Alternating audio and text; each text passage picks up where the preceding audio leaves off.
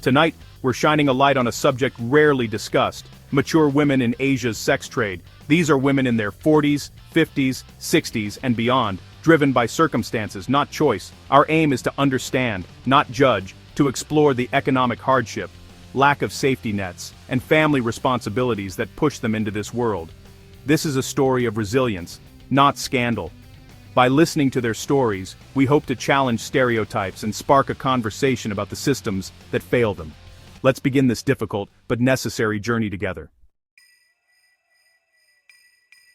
In Thailand's vibrant cities, a hidden reality unfolds. The sex trade isn't just about the young. More and more, it's older women, mothers, grandmothers, fighting to survive. For them, it's not about adventure, but paying rent, buying food, and keeping families afloat. Economic hardship is the main driver. Imagine reaching retirement with no savings, no pension, and mounting debt. Social support is minimal. A sudden illness or loss can push someone over the edge.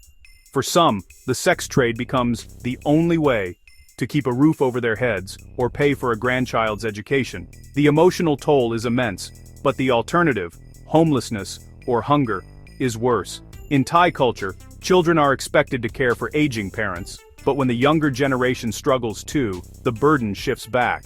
The state pension is meager, and without savings, the gap between income and expenses grows. Take Malay, who worked 30 years in a garment factory. When it closed, she was left with nothing. Debt collectors called. The pressure mounted. A neighbor told her about the bars where foreigners sought company. At first, she was horrified. But with rent due and grandchildren to feed, she saw no other way. This is not a life of glamour. It's exhausting, risky, and lonely. They are invisible, their stories rarely heard. They are mothers, grandmothers, former workers, doing what they must to survive. Their will to survive is powerful, but it shouldn't have to come at this cost. This is the hidden reality we must confront. In the Philippines, family is everything, but for many older women that devotion comes at a steep price. Poverty is widespread, and for widows or abandoned women, job options are scarce. Age limits in the job market and low pay for informal work leave many with no way to support their families.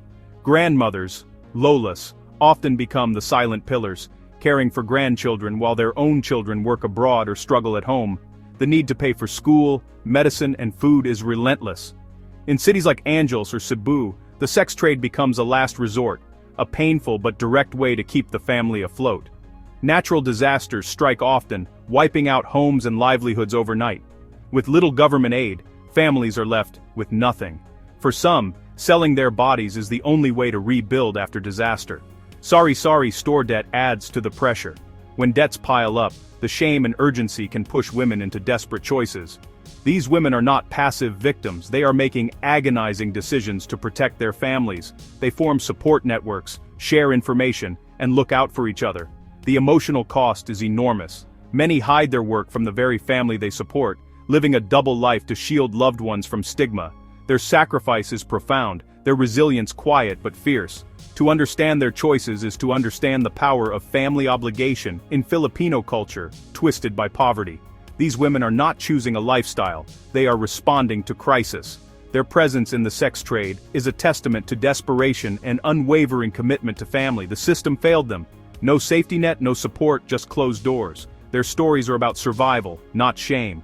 They are providers, protectors, and survivors. Their choices are heartbreaking, but they are made out of love. This is the reality behind the headlines. In Cambodia, the legacy of the Khmer Rouge still shapes lives. Many older women today are survivors of genocide, traumatized, uneducated, and left to rebuild from nothing. The social fabric was torn apart, and traditional support systems never fully recovered. As they age, these women find themselves without a safety net, often supporting grandchildren as their own children struggle. Economic growth has left many behind, especially those with no education or skills. For an older woman, options are few.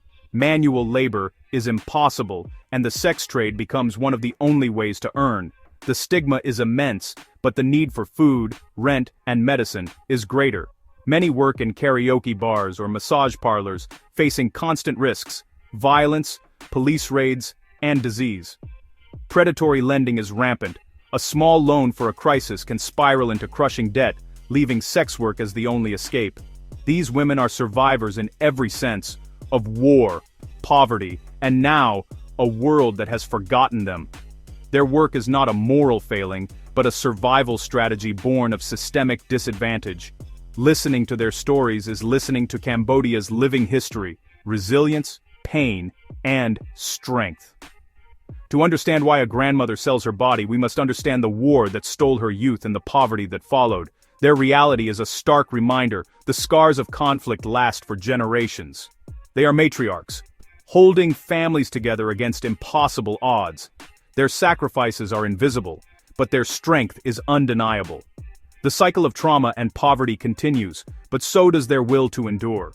Their stories are a call to remember the past, and to do better for the future. They are not just statistics, they are the heart of Cambodia's untold story. We owe them more than silence. Vietnam's rapid development has brought prosperity for some, but left many older women behind. The cost of living in cities like Hanoi and Ho Chi Minh City is soaring, while pensions remain meager. Women who built the nation as workers and vendors now find themselves unable to afford the cities they helped create. After decades of labor, many expected rest in old age, but face homelessness instead. Take a 62-year-old widow in Hanoi. Her pension can't cover rent, her children can't help, and her health is failing. She tried selling food, but competition was fierce. Desperation led her to seek companionship for pay in city parks. The shame is deep, but so is the relief of paying rent for another month. She is invisible in a city obsessed with youth and progress. This is not an isolated story. NGOs report a growing number of women over 50 turning to sex work to survive. They operate discreetly, making them even more vulnerable to abuse. Traditional family support is strained by urban pressures. Elders are left to fend for themselves. The psychological toll is immense. Caught between cultural values and economic necessity, policy changes are slow, and the gap between need and support is wide. These women are the hidden casualties of progress. Their survival should not come at the cost of dignity. Their stories are a warning. Development without safety nets is incomplete. As Vietnam grows, it must not forget the generation that built its foundation. The presence of older women in the sex trade reflects policy gaps and a failing social system. Their struggle is quiet, but it demands attention. Progress must include everyone, or it isn't progress at all. In Indonesia, cultural and religious taboos make life especially hard for mature women in the sex trade. Economic instability is common, and a single crisis can push a family into poverty. For widows or divorced women, formal work is rarely an option. Age and lack of education shut them out. In cities like Jakarta or Bali, a hidden economy exists where grandmothers work in secret to survive. The social and religious stigma is crushing. These women cannot tell anyone, not even family, about their work. The fear of shame and ostracism is constant, making them highly vulnerable to abuse. With little government support and no safety net, they are left to navigate a perilous world alone. This is not a choice made from immorality, but from a lack of options. It's a last, desperate strategy to keep a roof overhead or send money to grandchildren. Religion adds another layer of pain. Many are devout, praying for forgiveness even as they do what they must to survive. Their internal conflict is immense, torn between faith and necessity. They blend into the city, their secret lives hidden behind everyday roles. The burden of secrecy and survival is heavy. Their stories indict a system with no safety net and highlight the collision of poverty, cultural rigidity, and state neglect. Understanding their plight means looking past taboos to see the human desperation beneath. They are not defined by their work, but by their resilience. Their endurance is a testament to the will to survive. They are invisible, but their struggle is real. Their stories demand empathy, not judgment. They are the unseen backbone of families and communities.